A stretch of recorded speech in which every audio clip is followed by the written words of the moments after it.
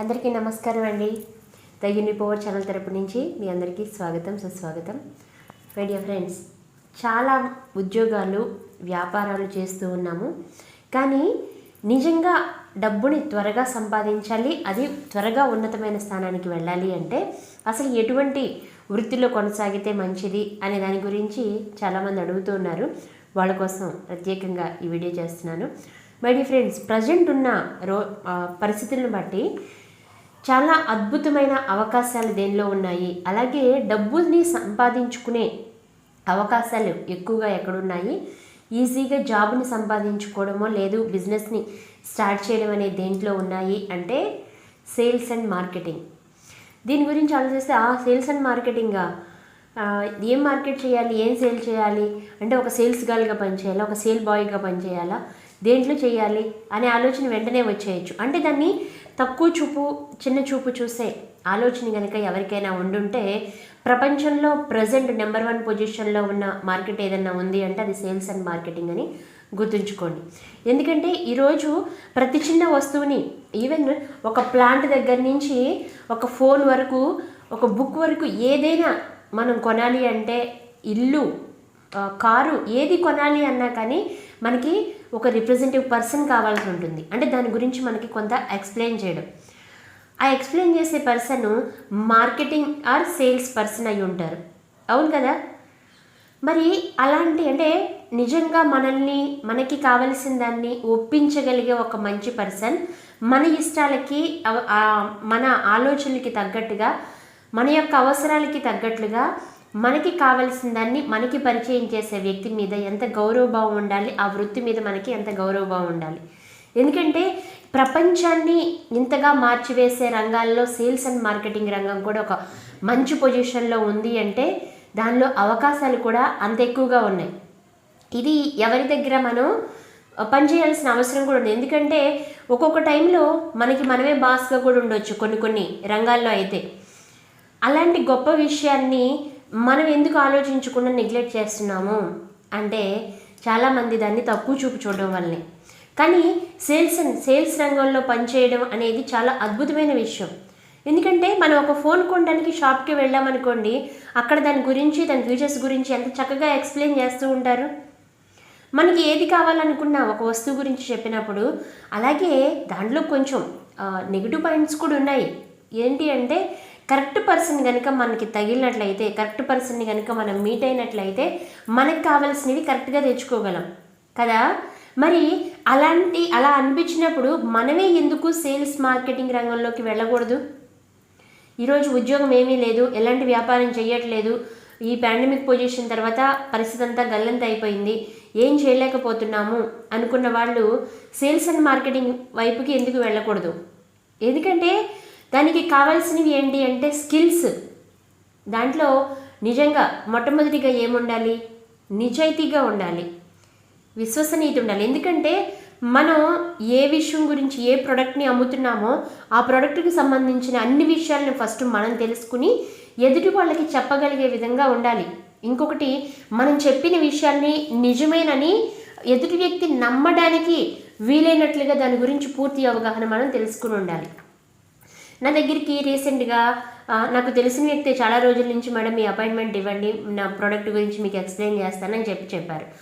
సరే, చాలా రోజుల నుంచి అడుగుతున్నారు కదా, మెసేజ్ చేస్తూ ఉన్నారు, సరే అని రమ్మని చెప్పాను నేను. వాళ్ళు వచ్చారు, కూర్చున్నాము మాట్లాడడానికి. ప్రోడక్ట్ గురించి ఎక్స్ప్లెయిన్ చేస్తూ ఉన్నారు. ఎలా అంటే మనకి పిట్టల ద్వారా వచ్చేవాళ్ళు కదా ఇంతకుముందు, వాళ్ళు కంటిన్యూగా మాట్లాడుకుంటూ వెళ్ళిపోతూ ఉంటారు. అంటే చెప్పేస్తూనే ఉంటారు, వాళ్ళు చెప్పాలనుకున్నదంతా చెప్పేస్తూ ఉంటారు. అలాగా ఈ వ్యక్తి కూడా చెప్తూ ఉన్నారు. అని నేను మధ్యలో ఒక క్వశ్చన్ అడగడానికి అని చెప్పేసి, నాకేదో డౌట్ వచ్చి అడగడానికని మాట్లాడబోయాను. మేడం మీకు ఏదన్నా ఉంటే మొత్తం అంతా విన్న తర్వాత అప్పుడు అడిగిన, నన్ను మధ్యలో డిస్టర్బ్ చేస్తే నా ఫ్లో పోతుంది అన్నారు. అంటే ఇదంతా బట్టి తీసుకొచ్చి నా దగ్గర చదవడానికి వచ్చేటప్పుడు ఇది నాకు ఎలా కొనాలని అనిపిస్తుంది చెప్పండి? ఫస్ట్ ఆ ప్రోడక్ట్ని తీసుకోవాలి అని నాకు ఎలా అనిపిస్తుంది?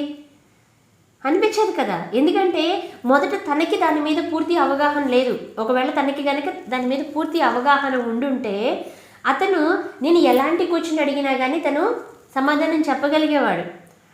అట్లాగే ఇలా బట్టి పట్టినట్లు మొత్తం చదివేసే వాళ్ళు కాదు. నిజంగా నా ఇష్టం ఏంటి, నా అవసరత ఏంటి, నా కోరికలు ఏంటి, నేను అంటే ఆ ప్రోడక్ట్కి సంబంధించి ఏం కోరుకుంటున్నాను అనే విషయాన్ని ముందు తను విని అంటే వినడం అనేది అలవాటు చేసుకున్న వాళ్ళు సేల్స్ అండ్ మార్కెటింగ్కి చక్కగా పనికొస్తారు.